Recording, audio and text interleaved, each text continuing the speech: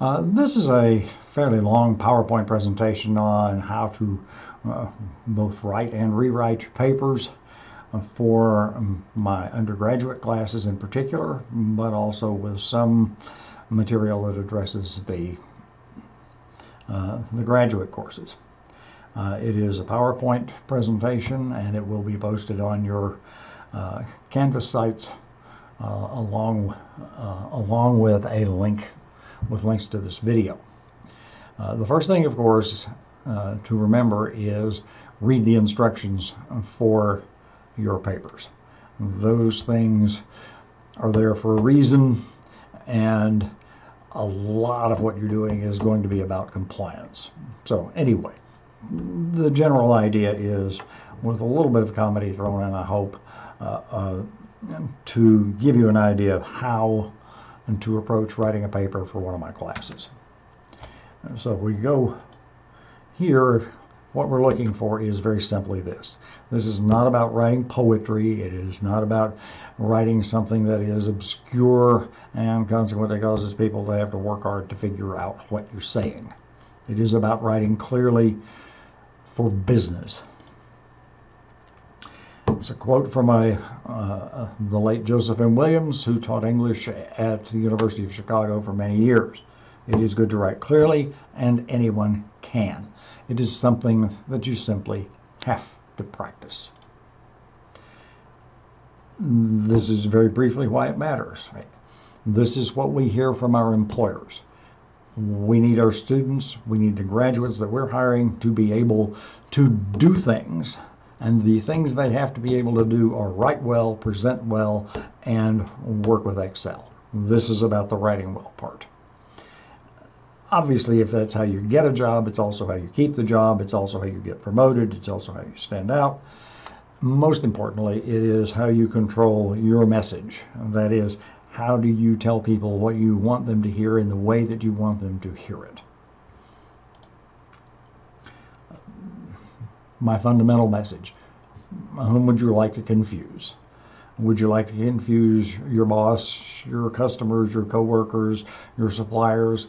And maybe sometimes you would like to confuse your boss. Well, you ought to learn how to do that, if nothing else.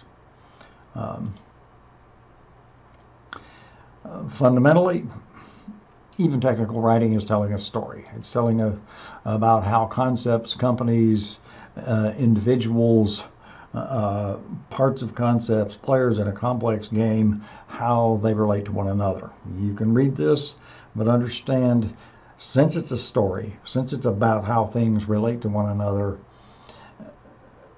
a character in such a play does not need necessarily to be a person.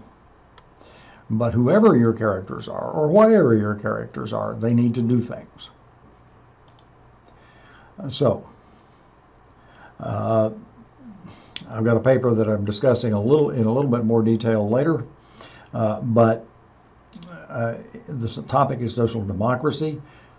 Because the topic is social democracy becomes a character in that paper. I chose that topic because it's not something that necessarily relates directly to a marketing class, but because it's talking about social democracy, it also talks about capitalism and socialism, and those things become characters in the paper. You might be writing about concepts like dynamic pricing or digital marketing or market development or other things. Those may also become characters in your paper. There will be occasions when your characters just are. And I'm not going to read everything here. But as an example, this is how some of the characters and actions can be put together. This came from a current student paper. The original is digital marketing is a concept that allows specific businesses or products to be marketed through the internet. Digital and social media marketing enable the use of creating apps, sharing photos or videos, and other promotional content needed for marketing. Based on the factor of how prominent internet and cell usage is today, I believe it plays a key role in successful marketing. I get the idea. This paper is going to be about digital marketing and social media marketing in some way, including all of those things. But in a paper like this, you never use I, ever. Don't do it. Leave yourself out. You are not a character. Second, who really is the character here? Well, the key characters are businesses. So I'm saying the internet allows businesses to market digitally. They can create apps, share photos, write blogs, send email blasts, and reach customers in a variety of ways. These approaches are all part of digital and social media marketing. Digital marketing is likely to be a cornerstone of marketing in the 21st century. That's an opinion, but I shouldn't need to see the word I in there to know it's your opinion. If you wrote it, I'm going to assume it's your opinion. Don't use I. Leave it out. And again, you can read these things.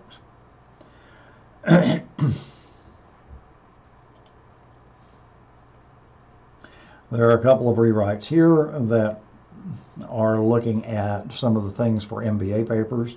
So you can just kind of skip that part if you're in the undergraduate class. 3 highly useful sentence structures for most business writing. Subject, verb, object. Niche marketing helps small business. If airlines unbundle their services, then their traditional customers will object. This paper covers value propositions, market offerings, and pricing in the lodging industry. That simply express similar ideas in similar format. John Taylor Gatto criticizes public schools because they are compulsory, funded by the government, and destroy students' humanity. They are compulsory. Okay. John Taylor Gatto criticizes public schools because they are compulsory, government funded, and normalizing. That's parallel. Let's take a global structure, for example. State your problem that your reader should care about, give your reader a reason to care, and then frame your point and key concepts that your document is going to cover. In the undergraduate class, you're dealing with a 3.5 to 4 page paper. If you're talking about digital marketing, there's no way you can say everything that you're going to say about digital marketing in 3 or 4 pages, in 3.5 or 4 pages. So you need to put a little bit of a frame around it of here are some of my limits. So your reader should know where one section ends and another begins. An important document. This document, it may be an important document or it might not be. It depends on who reads it and whether or not they act on the content. Here's a subheading. Good business reports have subheadings. Subheadings help the reader understand the organization of the document and grasp its point. Another subheading. Long documents will have many subheadings, sometimes a hierarchy of subheadings. Short documents will have fewer. You get the idea. If it was, the U.S. is involved in many trade agreements, including NAFTA and CAFTA. These 2 agreements involve our closest neighbors and can be at the center of political, economic, and social controversy. The North American Free Trade Agreement, NAFTA, still stirs controversy more than 20 years after its signing. Its opponents say that those benefits fail to offset the negatives. CAFTA, like NAFTA, I think you get the idea. At least I hope you do. These 2 agreements can involve our closest neighbors and can be at the center of political and economic and social controversy. That's using parallel structure there, by the way. And I think you can read those examples.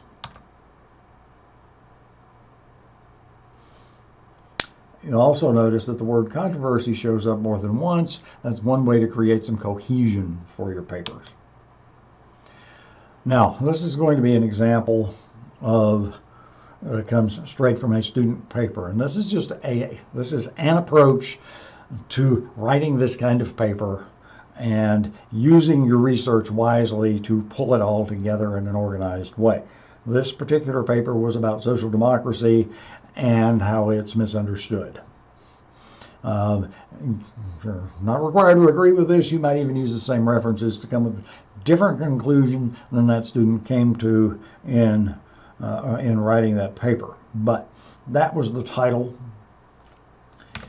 And these are the subheadings. And when you look at the subheadings, you go to what is social democracy? All right, what's your topic and why should the reader care? That's what needs to be in your introduction. And you might put a limit on it. You might have 2 paragraphs. One paragraph is here's what I'm talking about. Here's why you should care about this. This is what I'm talking about. Here are 5 things related to this that I'm going to discuss. That's your second paragraph. Here's a roadmap. Here are the 5 things that I'm going to cover. Those 5 things should then become your subheadings. So here's an introduction, political systems, collectivism and versus individualism, the relationship between collectivism and individualism in social democracies, how capitalism damaged social democracy, and a short conclusion. We go on to here. Here is the introduction. What is social democracy? And these are the references that this student used in this section. It's a longer introduction than the one I mentioned as an example, but it's a very well written paper. These are the references. And this is one way to help organize your paper. Hey, I've got these points to make. Here are the things that will make them. And same thing here. Same thing here for each of those subheadings. There are the references that support it. And you will notice that this Wiseman and Izzet reference from 2007 shows up more than once. Now, that is, it's in more than one section. So we go here, and here's that one reference. All right. In the introduction, the point that this writer wanted to make from that reference was, in the 1960s, the Canadian New Party refused to refer to itself as socialist because of the negative associations with communism. Now, that's not exactly the way they wrote it out, but that's the way they made notes about it. They then used that same reference later to talk about 2 other things in terms of the relationship between collectivism and individualism in social democracies.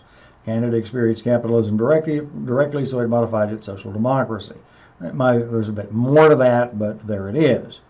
And when fascism threatened Europe in World War II, Singapore took responsibility for managing labor, power, energy, food, and raw materials, but not to continue when peacetime came.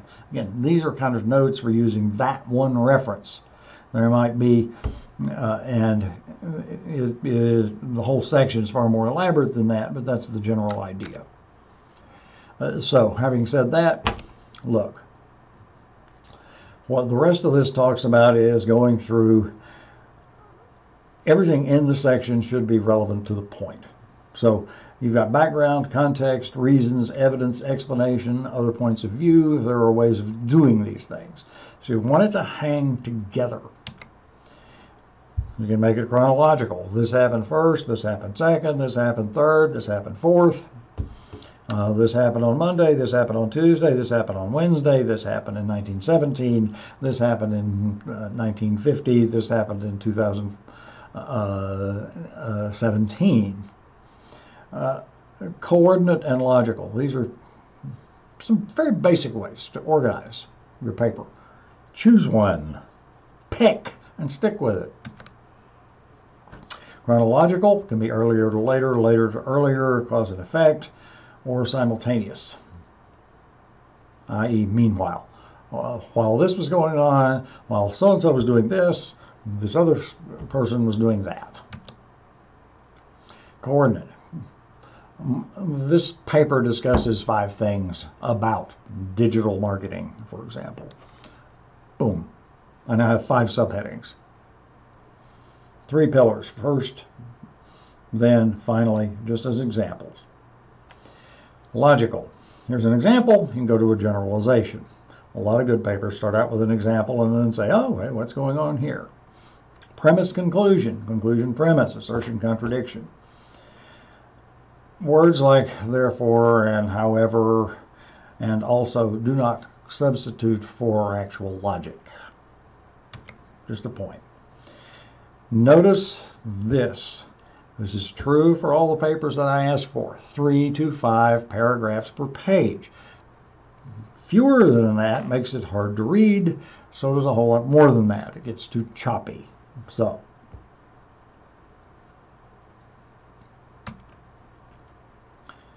start with short, easy to grasp sentences. State the point of the paragraph in the last sentence of its introduction. Toward the end of the point sentence, name the key themes in the sentences that follow.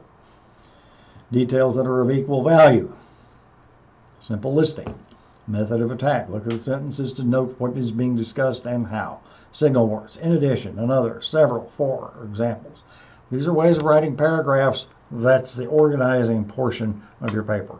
Once you've got some broad topics you're going to talk about, write a good paragraph. One central thought with example or examples to clarify. Generalization to example. Here you are. We're going to talk about methods for digital marketing. Here's your main thought. Here are your details. Digital marketing includes corporate blogs, social media marketing, posting videos on YouTube. What does it include? Use that. Chronological. Beginning and ending thoughts, consider the type. When, then, next, last, finally, first, second, third.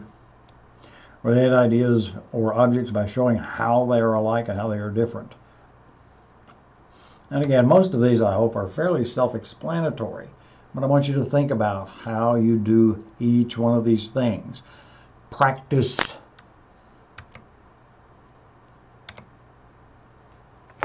So that's at least a basic way of going about approaching the papers that you're going to write for this class or rewrite for this class. Pay attention to the notes that I've given you if I've already critiqued your paper, and follow what I've said. Look in here, get some ideas for how to structure what it is you want to say. Thanks much, and